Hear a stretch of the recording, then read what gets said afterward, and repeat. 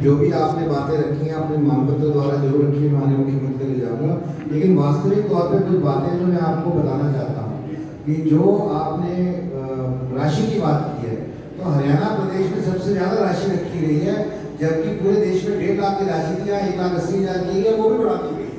तो ऐसी बात नहीं है कि राशि में किसी को क्लैरिटी नहीं है। ये जब बड़ी व्यवस्था बनती है और बहुत बड़ा बदलाव लाया जाता है तो इस तरह की दिक्कतें समस्या आती हैं, लेकिन आज हम आपके बीच और समक्ष इसीलिए आए हैं कि जो भी दिक्कत समस्याएं आ रही हैं इनको दूर करने का काम करें। धन्यवाद। विधानसभा में आज का दिल लगाने के लिए आग्रह किया और आप ठीक समय पर पहुंचे और एक बहुत बढ़िया जन संवाद का कार्यक्रम नगर निगम क्षेत्र में दड़वा गांव में करके आए हैं। परंतु आपका कार्यक्रम उनसे 21 है।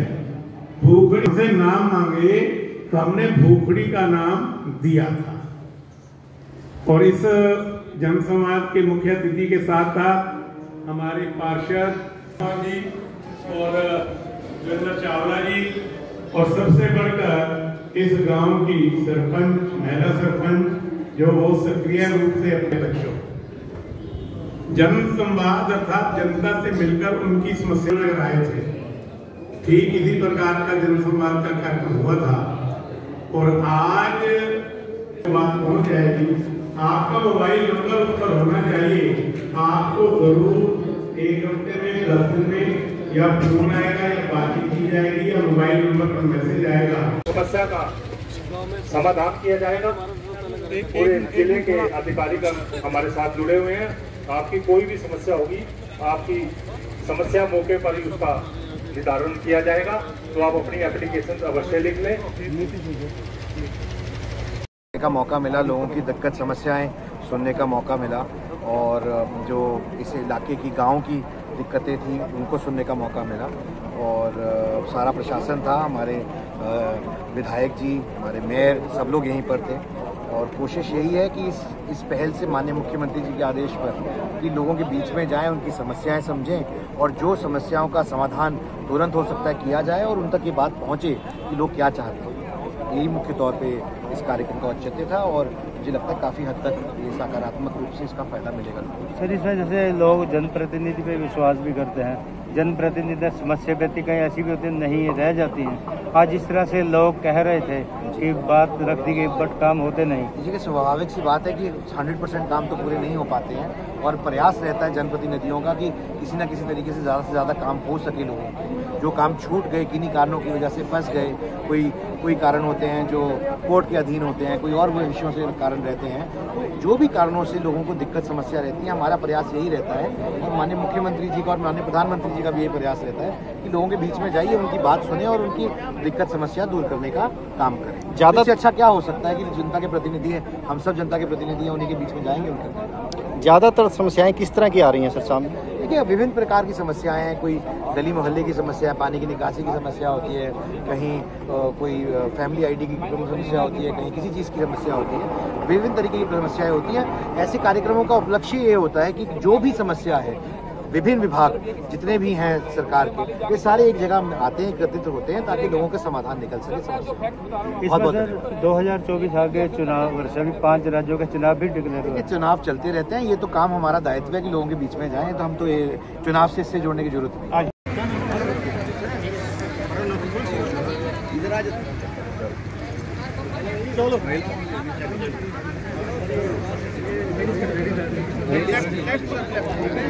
एक सेकंड महिलाओं वाला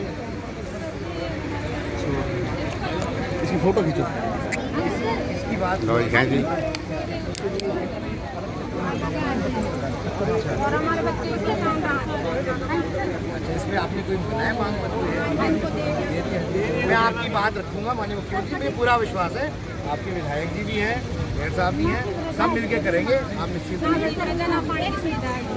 जरूर कराएंगे। सारे हरियाणा का है क्योंकि आप राज्यसभा के सदस्य हैं और मैं तो यमुनानगर तक सीमित हूँ। आप दिल्ली में बहुत बुद्धिजीवियों के बीच में, बहुत योग्य सांसदों के बीच में रहते हैं, तो स्वाभाविक है अगर मुझसे कोई चूक होगी तो आप उसको करेंगे ही। और मैं इसको अपना सौभाग्य समझता हूँ कि कि चूक का तुरंत समाधान हो जाए तो आदमी फिर आगे वो चूक करता नहीं। तो मित्रों, मैं तो केवल 2-3 मिनट में ही आपसे बात करना चाहता हूं। भोगड़ी ने हमेशा भारतीय जनता पार्टी को जिताया है। एक ताली लगा दो अपने। और भोगड़ी के कार्यकर्ता मुझे हमेशा चुनौती भरे लहजे में कहते हैं, कैंडिडेट कोई भी हो, कमल के निशान को हम सबसे नंबर 1 पर रखेंगे। इसके लिए मैं सभी भोगपुरी के मतदाताओं को, वोटरों को, निवासियों को बहुत धन्यवाद देता हूं, साधुवाद। दूसरे, जनसंवाद के कार्यक्रम में माननीय प्रधानमंत्री जी ने भी जनसंवाद का कार्यक्रम किया कार्यकर्ताओं के साथ, और फिर उनको 1 सप्ताह के लिए विस्तारक के रूप में सारे हिंदुस्तान में भेजा। मैं आज कार्तिकेय शर्मा जी के साथ केवल भूमिका बनाते हुए ये आपसे आग्रह, निवेदन और जानकारी देना चाहता हूं कि माननीय प्रधानमंत्री जी ने कहा, सबका साथ सबका विकास, सबका प्रयास सबका विश्वास। अर्थात समाज के प्रत्येक व्यक्ति को साथ लेकर चलना चाहते हैं, चाहे वो किसी भी धर्म का हो, किसी भी जाति का हो, किसी भी वर्ग का हो, चाहे वो समुद्र के किनारे रहता है, चाहे वो पहाड़ की चोटी पर रहता है। और ये उन्होंने अपने कामों के द्वारा सिद्ध करके दिखाया कि देश का कोई भी व्यक्ति कहीं भी रहता हो, किसी भी जाति वर्ग में हो, कोई भी काम करता हो, सबको हम समान रूप से लाभ पहुंचाएंगे। और इसका सबसे बड़ा उदाहरण 9 करोड़ उज्ज्वला गैस योजना के तहत जो बीपीएल परिवारों को गैस के सिलेंडर दिए गए, कोई जाति नहीं पूछा गया, कोई धर्म नहीं पूछा गया, जो भी उसका हकदार था उसको दिया गया। आपकी बात का संज्ञान लिया है। मैं आपके सामने कुछ नाम लूंगा। लालचंद जी, पिता का नाम जियालाल, अनुरागी देवी जी, पिता का नाम बहादुर सिंह, राम कुमार जी, पिता का नाम जयदयाल, परवेश कुमार जी, पिता का नाम बाबूराम, सोमपाल जी, पिता का नाम इंद्रराज। ये मैंने 5 नाम अभी बताए हैं जिनका अपने आप आईडी बना है, पेंशन बनी है। इस गांव में कुल मिलाकर 211 पेंशनें चल रही हैं। तो मैं आपकी बात समझ सकता हूँ कि किसी कारण की वजह से अगर आपकी पेंशन रह गई या किसी व्यक्तियों की रह गई, तो आज सारे प्रशासन के लोग यहीं पर हैं और सीएससी सेंटर भी साथ साथ चल रहा है। अगर सारी जानकारी आप लेके आए तो हाथों हाथ आपकी बन जाएगी, कोई दिक्कत नहीं आएगी आपको।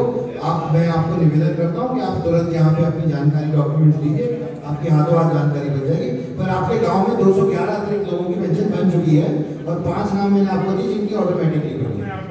इसी वजह से नहीं है तो आप मोबाइल नंबर तो अवश्य लिखें ताकि आपको सूचित किया जा सके कि आपकी समस्या का क्या हल हुआ है। हमारे आज के माननीय मंत्री साहब,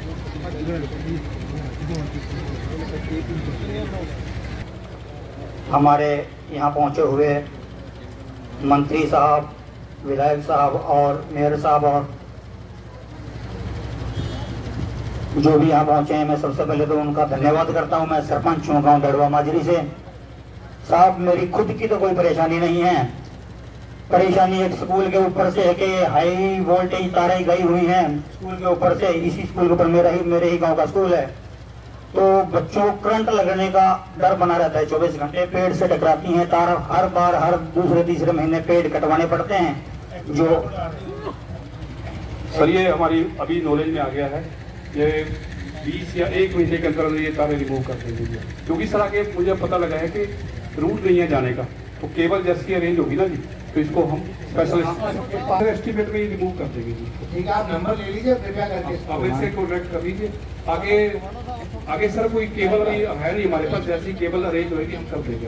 ठीक है, और मैं सहमत हूँ इस बात से, कोई बात नहीं, मैं नंबर ले लूंगा। आपका रिवाजी बात है, उन्होंने कह दिया कि महीने के अंदर अंदर ही काम। और 1-2 रिक्वेस्ट और भी हैं। एक दूसरी रिक्वेस्ट की, मेरा गांव का स्कूल है 10वीं तक का है और मेरे पास 400 ज़्यादातर लड़कियां हैं और खाना अपदोष हैं, गरीब परिवार से लड़कियां झुग्गी झोपड़े से रहने वाली। वो 10वीं से ज़्यादा पढ़ाई नहीं कर पाती क्योंकि स्कूल +2 वाले स्कूल दूर पड़ते हैं। ये बात ऑलरेडी बता आ गया, ये बात हमारे मुख्यमंत्री जी का रखी है, जल्दी हो। और तीसरी बात, ये हमारी मेन सड़क है, गाँव की सड़क है, माहौल खुले रहते हैं, बच्चों को डर रहता है स्कूल में। नहीं, ये बात विस्तार से हो चुकी है, आपकी बात मैं ऊपर रखूंगा जो उम्मीद देती है। गाँव की बात, जो भी विषय सड़क के, पानी के जो भी आए हैं, पूरी कोशिश करेंगे कि ये जल्द से जल्द ये विषय पूर्ण तरीके से इनका समाधान निकल सके। बहुत बहुत आप सभी का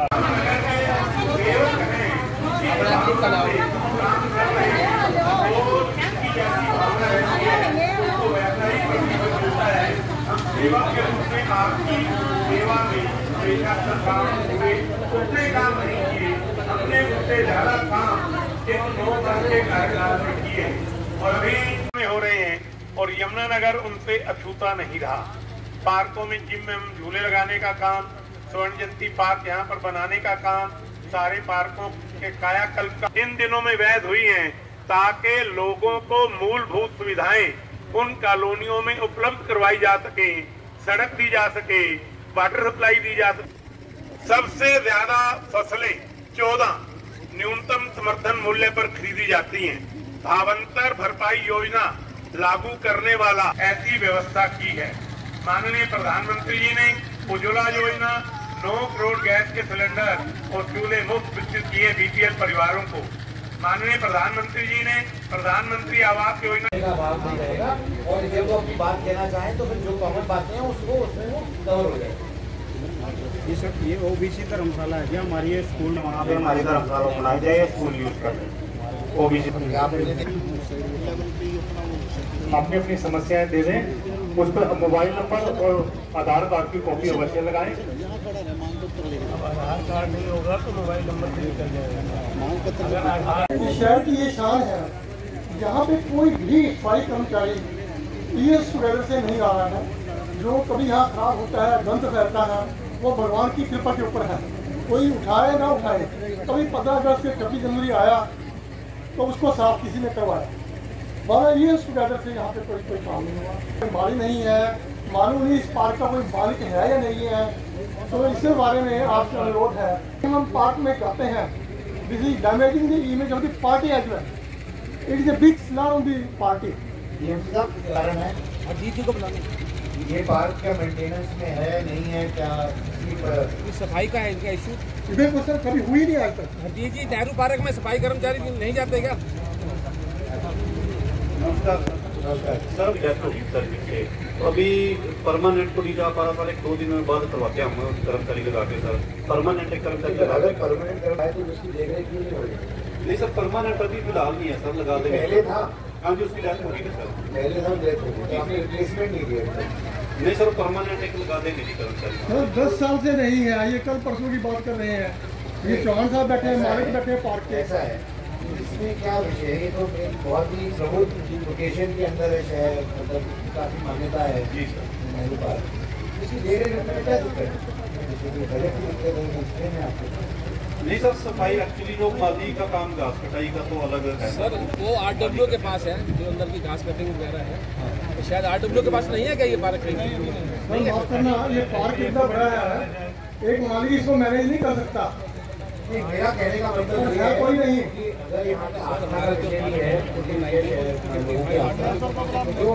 तो इसका कोई ना कोई आपका परमानेंट सोल्यूशन होना चाहिए, ताकि कोई ऐसा ना हो कि एक व्यक्ति विशेष के चलते ये हो। इसका परमानेंट सोल्यूशन कर सकते हैं, किसी को मैनेजमेंट के लिए भी दे सकते हैं, नहीं तो आप खुद भी व्यवस्था लगा सकते हैं। तो जो भी आप सोल्यूशन दे रहे हैं वो परमानेंट सोल्यूशन होना चाहिए इसका। उसका एक बात और रहेगी सर बीच में, ये बोलिए। शहर में कोई बढ़िया लाइब्रेरी नहीं है, जबकि तकरीबन एजुकेशन लेवल, लिटरेसी लेवल बहुत बड़ा हुआ है, बढ़िया है। तो कोई ऐसी लाइब्रेरी उच्च स्तर की नहीं है जहाँ कोई सिटीजन, स्टूडेंट्स, युवा जा करके घंटा 2 घंटा बैठ के लाइब्रेरी में कोई रेफरेंस बुक्स, कोई लिटरेचर, इस प्रकार का साहित्य देख सकें। मैं पहले ये विषय करूँ फिर मैं लाइब्रेरी। ठीक है, थोड़ा जोर से। सर नेहरू पार्क में सारा कार्य करवाते हैं, घास भी कटवाते हैं, सफाई भी करवाते हैं।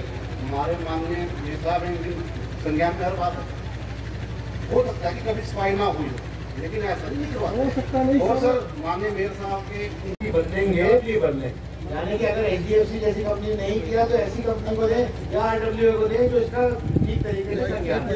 रही बात आपकी लाइब्रेरी की, तो लाइब्रेरी की तो स्कीम ऑलरेडी चला रखी है। गाँव के लिए अंदर मेरी जहाँ तक मेरी जानकारी है लाइब्रेरी ई लाइब्रेरी की चीज आप शहर की निर्माण कर रहे हैं, अच्छा शहर के लिए कर रहे हैं, तो शहर के लिए भी अगर मैं जितने भी यहाँ पर मेयर साहब बैठे हैं, मेरे साहब बैठे हैं, आप लोग शुरुआत करिए, मैं अपने एमपी लैंड फंड से भी कुछ सहयोग करूंगा यहाँ की लाइब्रेरी के लिए, अगर आप करेंगे आप जगह वो कराई गई। तो अभी क्या मतलब अब ये पूरे 800 तरह से है जी, तो मैं बीमार हो रहा था, उसके बाद मैं आने लगा तो लोगों को लगी चलो लगवा के लोग रखेंगे।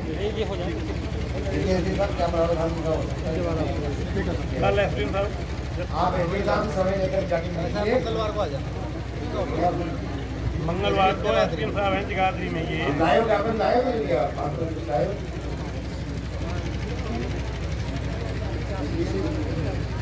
नमस्कार सर।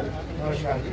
शहर में बात सज्जन कह रहे हैं कि अगर आप इसकी व्यवस्था इस तरीके से बैठा सके कि ये प्रॉब्लम ना है, जैसे कि आपने चौकों की मैनेजमेंट देते हैं, बाकी प्राइवेट में रहते हैं, तो ऐसी व्यवस्था मेयर साहब भी बैठे हैं, विधायक जी भी बैठे हैं, सारे पदाधिकारी बैठे हैं, जिनका एक फैसला ले लीजिए माननीय मेयर साहब से गलती आप जब बन जाएगी अप्रूव आपकी सब। आप कब गए थे पार्क में? आज गए थे?